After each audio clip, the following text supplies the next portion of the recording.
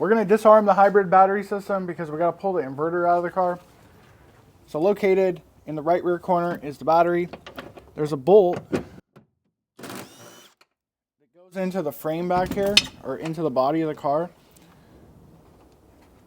Anytime you work on a hybrid system, the first thing we want to do is disconnect the battery.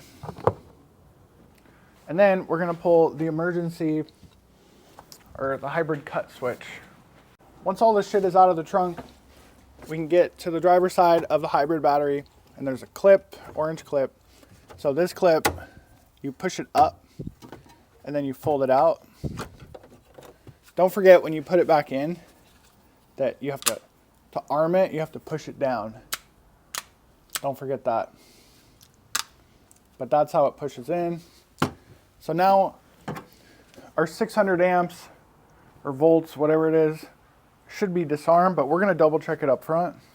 You have to take the windshield wiper cowling out of the way. I've already put one ABS module in this.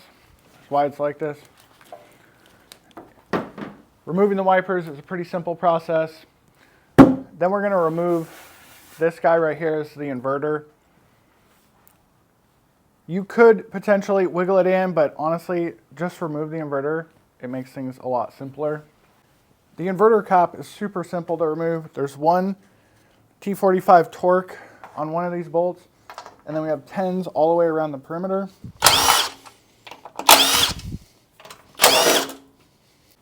So we got about 10 bolts and that one torque bolt over there. So we'll put it in a tray. So this one's been sitting out in the rain with the cowling off, so it's a little bit wet. We do not want to drop water inside the inverter. It is just a simple aluminum cover with an O-ring. Make sure that's in place nice and good. And we'll clean this off and dry it off. We definitely don't want to get electrocuted replacing parts on a $2,000 car.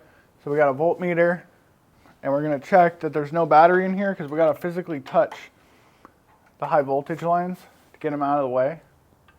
Don't be too scared of this, just do the right precautions. So a solid ground. So we got no voltage on the high voltage wires. Now we can remove these. They're pretty simple to remove.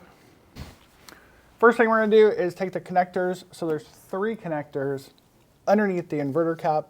So on this side of this little one, push down, pull out. Then we have some kind of communication line here. This one comes out real easy. So we got the 3 connectors out of the way inside of the inverter.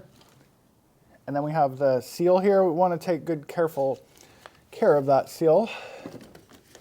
So the small wires into the inverter are out of the way. So the next step is we're going to remove the high voltage lines.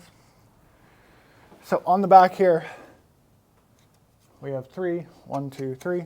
So at this point we could get electrocuted, but remember I checked, there's just millivolts on the high voltage lines. We got a couple 10 millimeters, 3 bolts holding that into place. And then the locking tab that holds these wires is actually on the outside.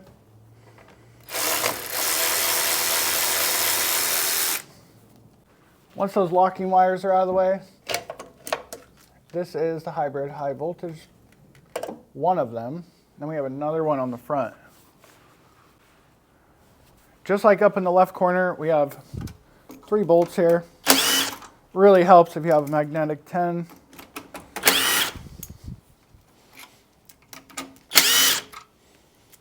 Once the 3 lines are removed, we have two locking bolts on the bottom here. This one can be a little bit tricky. The high voltage line, you might need to pry it down if it's been in there forever. My job's gonna look really easy because it's been apart recently. I hate when I watch YouTube videos and it looks easy, and then I go to do it and it's very difficult. So I had to actually kind of pry that one down. You want to be careful on this aluminum case anytime you're... There's no right and wrong way to do this, as long as we get it out and don't break anything. So the inverter itself is only held in with a couple bolts, 12 millimeters. There's the main mounting right there.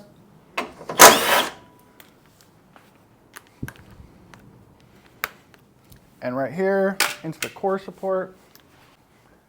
Located right about here is the last mounting point for the inverter. Magnetic sockets are super handy, so definitely get these. There's actually a couple connectors up in the back here. So this one bolts in, but this high voltage line is just a connector. So keep in mind, these connectors have likely never been off your car, so they're gonna take a little bit of work. Mine are gonna pop right off because it was off last week. These high voltage lines are Pacific and can only plug in one way because Toyota built a good shit. We just gotta kind of move stuff around. Okay, so we got these 2 feed lines of hybrid system, and then there's 3 connectors back here. These are like standard looking oxygen sensor wires. Oh my God, I hate connectors in the morning when I'm cold and they're cold. So we got 3 connectors back here. We got silver, black, black, and gray. So 3 main connectors, 2 hybrid ones.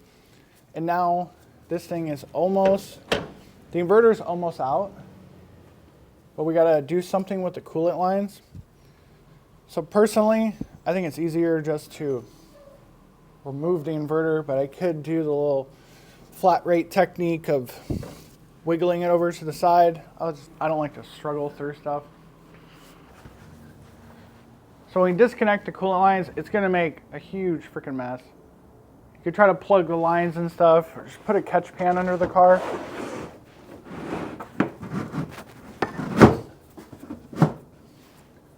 So we got 3 coolant lines into the inverter. This little baby one is probably the easiest. We got the catch pan underneath the car, and it is gonna make a mess. Going into the coolant reservoir for the inverter, we got some larger ones.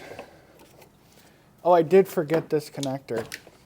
So there's a green locking tab on here that you need to force out of the way.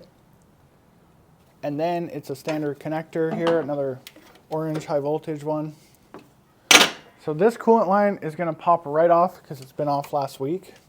But if yours has been on there for 20 years, this is actually a radiator hose pick. And what you wanna do is try to get under. You wanna try to get under the hose right here and break the seal, or you can get the little clamping pliers. So there she goes. She's gonna make a mess. Once that one's out of the way, we got the lower radiator hose, coolant, hybrid, inverter, cooling system hose. Same deal with this one. If it's original, it's gonna be a pig to take off.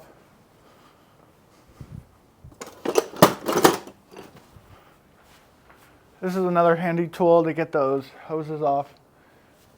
It's actually a hose clamp. So what we're trying to do is kind of break the tension on those. It looks super easy on my video because this thing was out last week. And let's just let that fucker drip. Stop some of the leak. So now the inverter is completely loose. Took about 15 minutes. If you know what you're doing, first time you do it, it's gonna take you a little bit longer. I might have forgot something, but let's try to pull it out. I definitely forgot something. When you go to take the inverter out, you want to be a little bit careful and slow because you might have forgot something.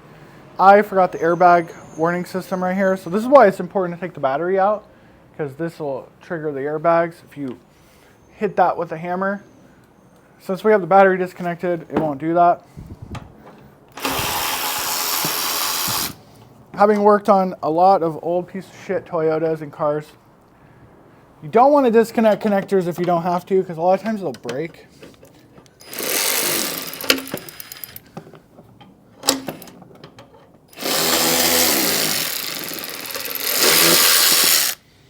So for this one, I could see 2 bolts on the side, and I don't have to disconnect that airbag line, potentially break the connector.